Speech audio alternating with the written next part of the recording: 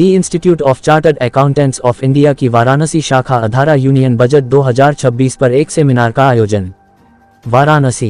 The institute of chartered accountants of India की वाराणसी शाखा अधारा union budget 2026 पर एक सेमिनार का आयोजन वाराणसी के छावनी क्षेत्र स्थित होटल सूर्या में किया गया।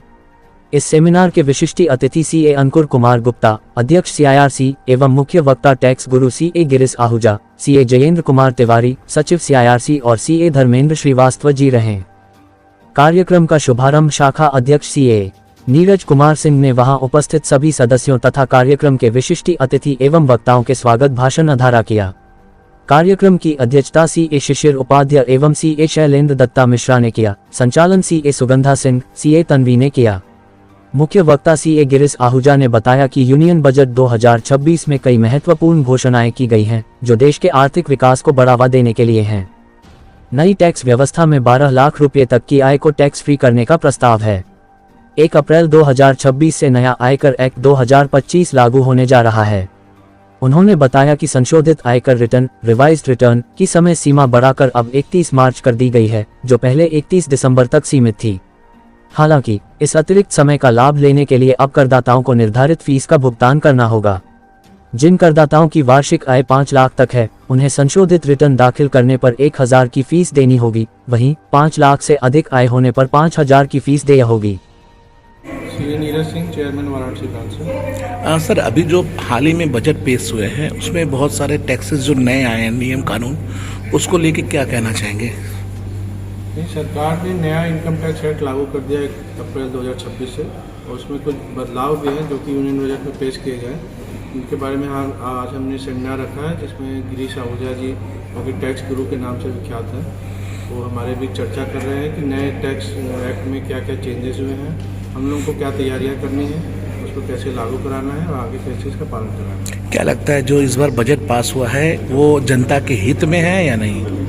नहीं, बजट हमेशा जनता के हित में ही रहता है, हमेशा लॉन्ग टर्म प्लानिंग के साथ बनाया जाता है। तो ये भी बजट अच्छा है, दोनों पॉइंट ऑफ व्यू से लॉन्ग टर्म बजट है, सरकार की मंशा अच्छी है और ये हमेशा ग्रोथ के लिए ही किया जाएगा। क्या कहना चाहेंगे काशीवासियों से जो इस बजट को लेके भ्रमित हैं, भ्रम में कि मध्यम वर्गीय का ध्यान नहीं दिया गया है? नहीं, मध्यम वर्ग हमेशा ये सोचता है कि हमको और ज़्यादा छूट मिले हर जगह से, लेकिन सरकार दोनों को बैलेंस करके चलती है। मध्यम वर्ग के लिए 12 लाख तक की सीमा दी है, जिसमें छूट रहेगा। टैक्स का बेनिफिट हर सेक्टर में है, जीएसटी को कम किया गया है, मध्यम वर्ग के बोझ को कम किया गया है। ये हमेशा आगे लॉन्ग टर्म के लिए अच्छा रहेगा, मध्यम वर्ग को घबराने की जरूरत नहीं है, वो अपना काम करते हैं।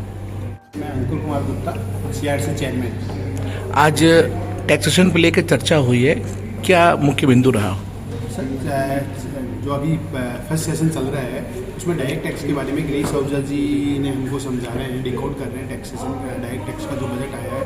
पहली बार जो एक्ट लागू हुआ है 2025, उसको अमेंडमेंट जो भी हुए हैं उसमें वो हमको समझा रहे हैं कि कैसे कैसे गवर्नमेंट ने किस मंशा के साथ में इस एक्ट में जो परिवर्तन किए हैं और हमारे ऊपर क्या क्या उसका असर होने वाला है, चाहे वो पेनल्टीज़ को ले लो, चाहे रेट ऑफ इंटरेस्ट को ले लो, या फिर टैक्सेशन की रेट हो।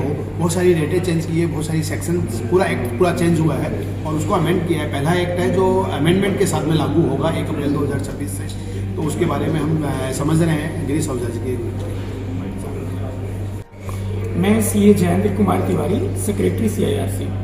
आज किस तरह का कार्यक्रम किया जा रहा है? बेसिकली हर साल सरकार के द्वारा बजट लाया जाता है और बजट में हमारे टैक्सेशन से रिलेटेड 2 अमेंडमेंट्स होते हैं। फिनांस बिल जिसको हम बोलते हैं, एक इनकम टैक्स से रिलेटेड और एक इनडायरेक्ट टैक्स से रिलेटेड। आज हमारी जो डिस्कशन है वाराणसी ब्रांच के द्वारा जो रखा गया है कि जो फाइनेंस बिल 2026 से इनकम टैक्स में, चूंकि अभी नया लॉ भी पिछले साल लाया गया है, उसकी इम्प्लीमेंटेशन होने जा रही है और जो पुराना वाला लॉ चला आ रहा है उस लॉज में भी कुछ बदलाव किए गए। तो उस बदलाव से जब तक हम परिपक्व नहीं होंगे, उसको समझेंगे नहीं, तो उसको इम्प्लीमेंट कैसे कर पाए। तो हर साल हमारी जब भी बजट आती है उस पोस्ट बजट हम एक डिस्कशन रखते हैं कि क्या वो चेंजेज है, हम प्रोफेशनली कैसे उसको इक्विप्ड हों ताकि हम क्लाइंट को बेहतर तरीके से समझा पाए, ताकि जो मोदी जी के द्वारा दिया गया जो एक मुहिम है कि 2047 में एक विकसित भारत बने, उस विकसित भारत में हम चार्टर्ड अकाउंटेंट एक बेहतरीन पिलर के रूप में उभर कर निकलेंगे और हम इसी कड़ी में डायरेक्ट टैक्स के साथ साथ इनडायरेक्ट टैक्स में भी, जीएसटी में, कस्टम में जो बदलाव आए हैं, हम उस जीएसटी के बदलाव पर भी परिचर्चा सेकंड सेशन में करेंगे।